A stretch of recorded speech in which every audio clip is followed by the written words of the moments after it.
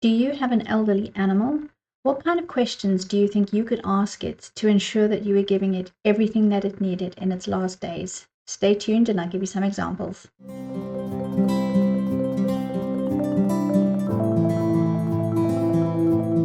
Hi everybody, welcome back. My name is Colleen and I am an animal communicator.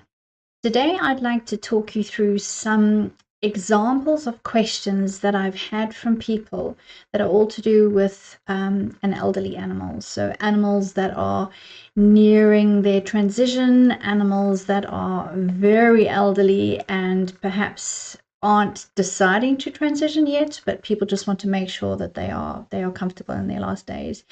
So I've got some notes from clients, questions and examples that I can take you through some of the things. So this video was spurred by a cat that I spoke to last week that was 20 years old.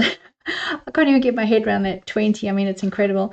However, since I've discovered that, I've already had someone comment on an Instagram post saying that their cat died a few days before its 22nd birthday. So perhaps it's not as rare as I thought it was.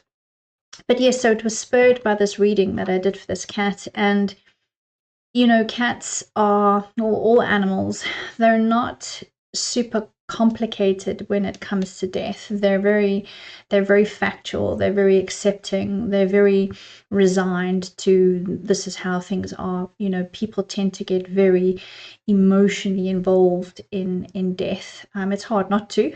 We're emotional beings. And whilst animals feel the emotions, it's not that they're emotionless and that they're void of feelings.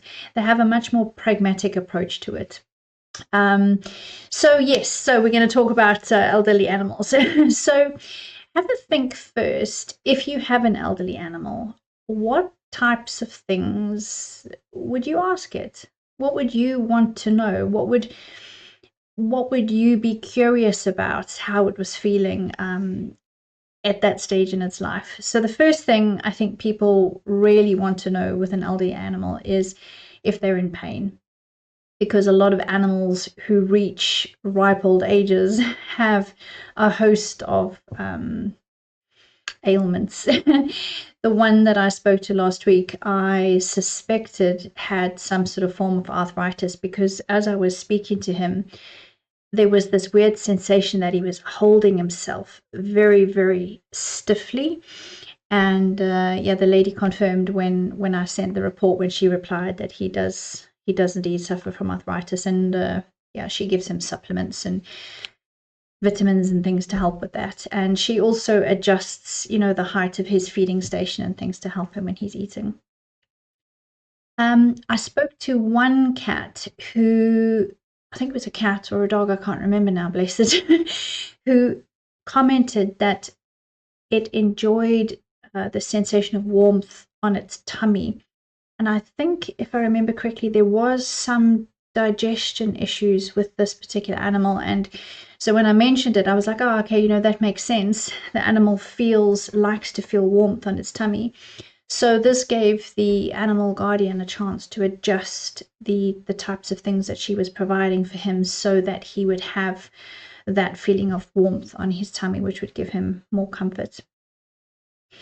Is there anything that we can do to make you more comfortable is another question. You know, fairly obvious one. Obviously, you know, when an animal reaches that age, you want to know, right, are you comfortable? What can I do? How can I make things easier for you? And I find the majority of the time, yes, they like comfort in as much as they like their bed, they like the safety and security of their bed. But quite often what they appreciate is peace and quiet. So if you're in a multi-animal household and you have one animal that's quite elderly and others that are younger and more energetic, just be aware that that elderly animal, much like an elderly granddad might be with young kids running around, you know, sometimes it's nice, but sometimes they just want their peace and quiet. And sometimes they don't want to be disturbed. They like to take themselves off, have a nice quiet spot, and just spend a few hours snoozing without cats and dogs going, come play, you know, it's a nice day outside, come play. And then, of course, that might result in grumpiness and, you know, a little bit of lashing out. And, you know, you can't blame them. They're elderly. They might be arthritic, like I mentioned earlier on, and they might just want to be left on their own. So just be aware of that. Another thing people ask is about the appetite of animals. So, you know, what is your appetite like? There was an animal that I spoke to just recently that did have digestion issues, and he, you know, he wasn't eating. He wasn't eating a lot, and it was mainly because he didn't really have the sensation of hunger. He wasn't really interested in eating. He liked the taste of food. It wasn't like he'd gone off food, but he just wasn't feeling well enough to eat. But sometimes, like the cat I spoke to last week, the 20-year-old cat, there was nothing wrong with his appetite. Nothing wrong with his appetite. And in fact, he was still quite excited by food. And he spoke about, but I couldn't get a clear enough visual. So the feedback was a bit like, oh, there's something very light colored. And I was like, is it like a pate? I said, it feels kind of squishy, but I couldn't quite get it around my head. And I said, you know, he really likes that, and he, you know, he would love more of that. What is it? Is it some sort of treat that you give him? She came back and she was like, it's Greek yogurt. But she understands that she can't give him a lot of it because cats are lactose intolerant, and we need to be really careful giving cats things like milk and cream and yogurt. But, you know, my opinion, and I don't know whether this is right, is, you know, if they're on their way and you know that they're preparing to transition, there's this voice in my head that goes, what's it going to do? Kill them? You know, I remember when we had our Siamese cat, Flight, who passed away nearly a year ago now. And he was diagnosed with tumors in his throat and on his heart and in his lungs. Very last minute, you know, he passed away within a couple of weeks of diagnosis. It was really quick. And when he had that diagnosis, and we had to make the really awful decision of deciding not to put him through 26 weeks of chemotherapy, he was already quite elderly. We decided to give him whatever he wanted, because let's make him happy in those last days. So when I had cream in my coffee and his little paw came up, I would give him a little bit of cream. When we had cheese and ham sandwiches for lunch, I would give him a little bit of cheese. And he just had whatever he wanted. He got to, you know, have the tuna, have the sardines, have whatever he wanted.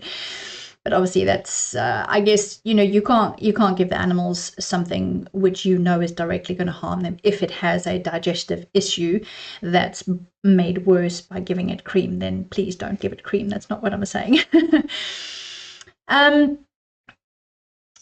Then one of the other questions is, and this was very poignant with in fact 2 readings that I did in January, was, it's quite hard as well. Do you want to continue treatment?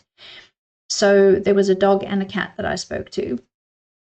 One dog had become ill quite quickly within a short period of time, and he was in doggy hospital. And there was the potential to insert a food tube and all sorts of things to try and get him to eat. And, you know, he wasn't interested in eating. And the cat that I spoke to, a similar situation, also had digestive issues, but there was options to have big complicated scans and all sorts of things to try and get to the bottom of his issues. And both animals, when I spoke to both animals, specifically the dog initially, because it had some time in the hospital already overnight, and it just wanted to go home.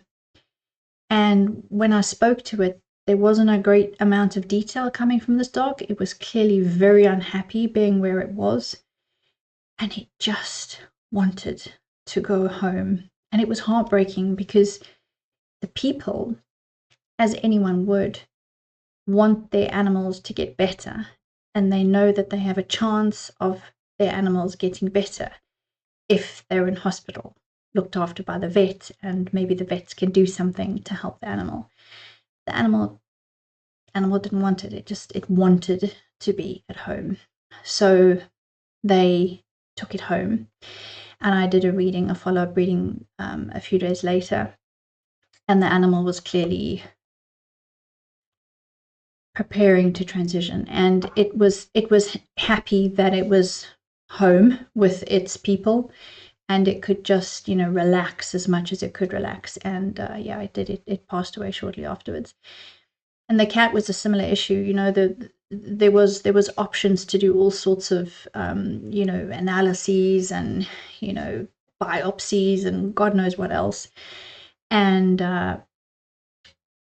the tests came back that it seemed to be there was some sort of mass inside this cat, and they thought it was cancer, but it was going to take a week for the results to come back. And this cat also had a similar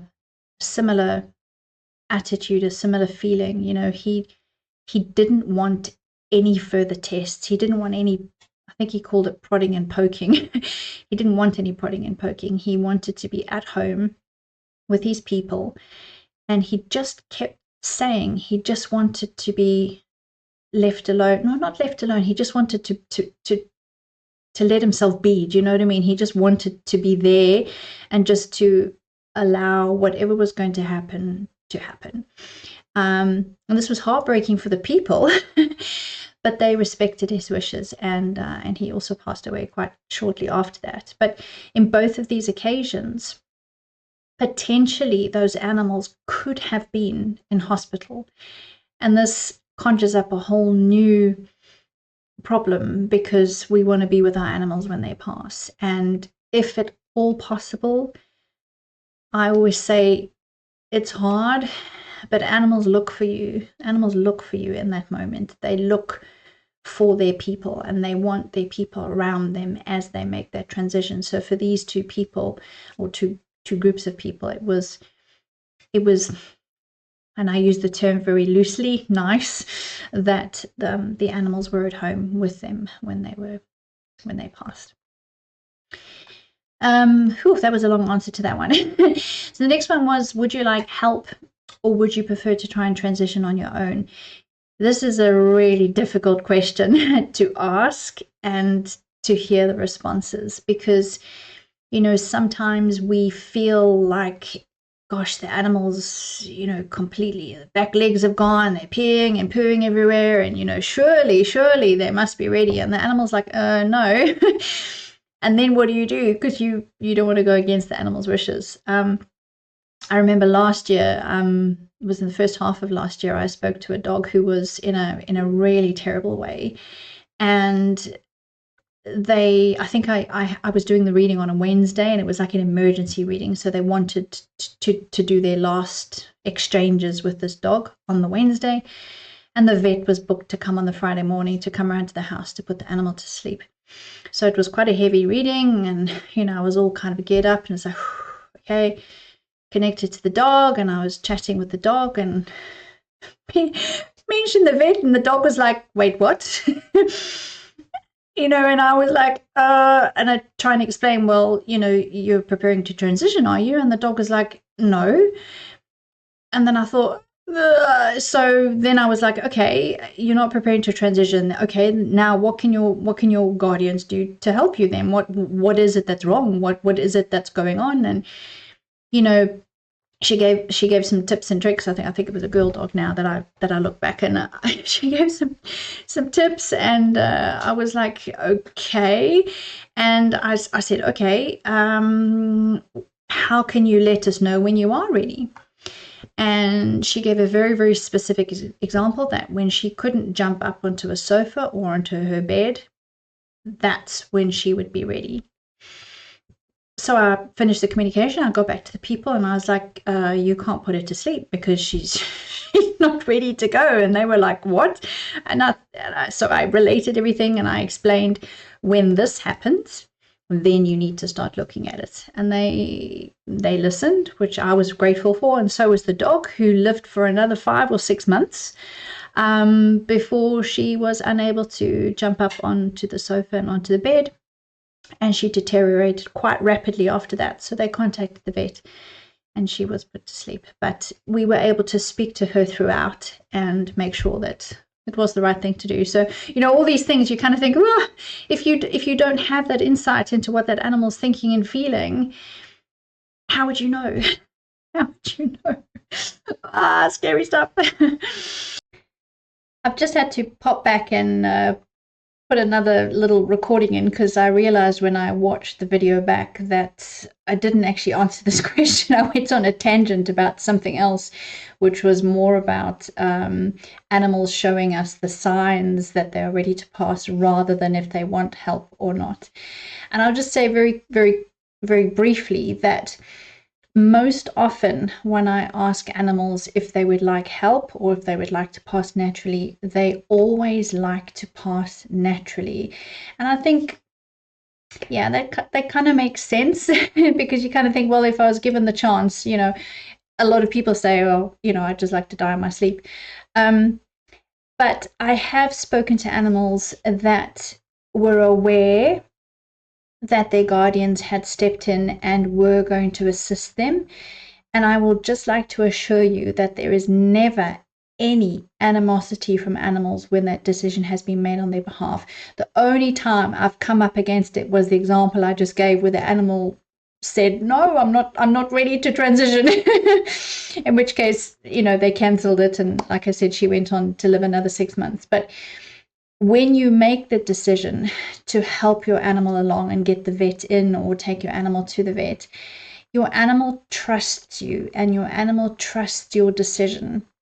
And remember, I said that animals are very pragmatic. They also are much more capable than us of seeing the bigger picture. So they understand that their time has come and that will be the end of their time. They don't sit and go there, oh gosh, you know, I could have done with that, and you know, now they're putting me down, and I'm you know, I'll never forgive them for this, and you know, I'm going to come haunt them at nighttime. You know, it's not like that. Okay, so don't ever feel because you've made that decision you are now racked with guilt. Don't be racked with guilt. Your animal can feel your heart. Your animal can feel your emotion. And your animal knows why you've made that decision. Your animal will still pass feeling loved, feeling respected, and having had a good life with you. So please, please, please don't let that ever hound you. So those are just some examples. So if you have an elderly animal, do you know how it feels about its life? Do you know if it's in pain? Do you know if it's preparing to transition? And if it is, what it needs to be comfortable in that transition, what it needs from everyone around it, what it needs from you, what it needs physically, emotionally, even mentally. So if you would like to know any of those things, reach out and we can have a session with your animal, and I can help shed light on those things so that when the time comes for them to transition, however that may be, you will know that you will have done everything in your power to make sure that that animal has what it needs. So that's it for now, and I shall see you in the next video. Bye.